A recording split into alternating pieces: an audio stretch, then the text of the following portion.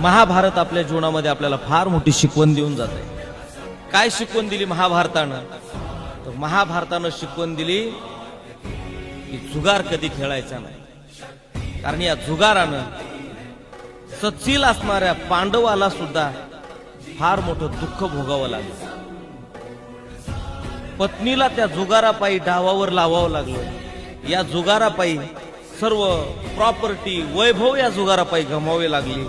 एवढंच नाही तर याच जुगारापायी या पांडवांना वनवासाला सुद्धा जावं लागलं। जुगारापायी पत्नीला गमावं लागलं, जुगारापायी प्रॉपर्टी वैभव गमवावं लागलं, जुगारापायी वनवासाला सुद्धा जावं लागलं।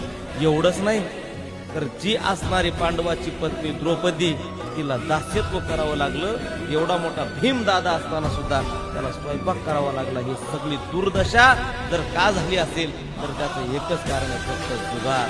म्हणून जन्मदात्या बापानं जरी सांगितलं आपल्याला जुगार खेळा, तरी त्या जुगाराच्या नादी कधी लागायचं नाही। तुम्हाला ज्या दिवशी जुगार खेळावं वाटेल त्या दिवशी मला वाटतं नक्कीच हा प्रसंग तुम्ही आठवला पाहिजे। मला वाटतं त्या दिवशी नक्कीच तुम्ही त्या जुगाराच्या नादी कधीच लागू शकत नाही।